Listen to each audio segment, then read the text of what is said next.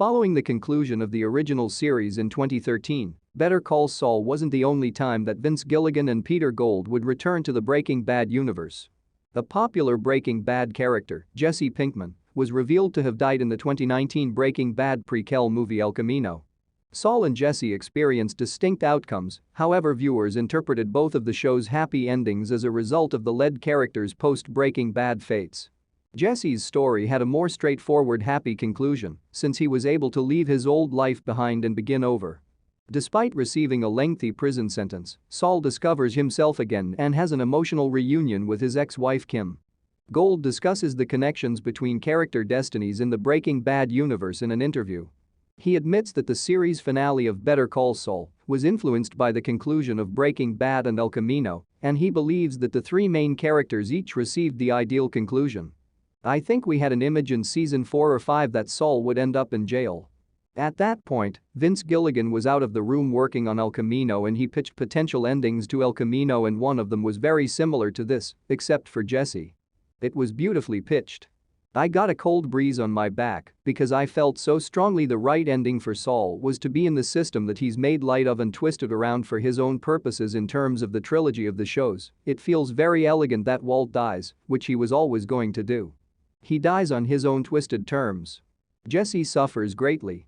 He's in a prison of his own and he gets away and starts healing.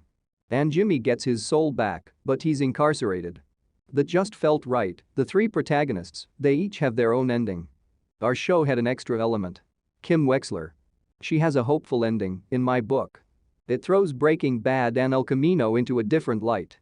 This show acts as prequel and sequel, plus we did one episode more than Breaking Bad, so there's that. Given the series' foreshadowing that Saul's schemes would eventually catch up to him, the revelation that Saul's end was imminent 2 years prior to the final season makes sense. Despite the fact that many fan theories anticipated Saul would go to jail, Gould clarifies that only happened because Jesse didn't in El Camino. Since Jesse frequently toyed with leaving his life as a crook but always ended up back where he started and Saul interacted so directly with the prison system during his tenure as a lawyer, the choices felt very fitting for the characters. Similar to Walter White's destiny, the outcomes of both characters are somewhat dictated by external events and partially determined by their own choices. It's unusual for a spin-off series to act as both a prequel and a follow-up to its parent series, as Gould notes. The bar for shared world storytelling has been lifted by Better Call Saul's original structure, appropriate homages to the franchise's prior works, and satisfying overall finale. Gould's remarks demonstrate how much thinking went into the unique yet connected storytelling throughout each property of the Breaking Bad franchise, illuminating the wonder that can occur when careful consideration and collaborative effort are put into creating a linked cinematic world.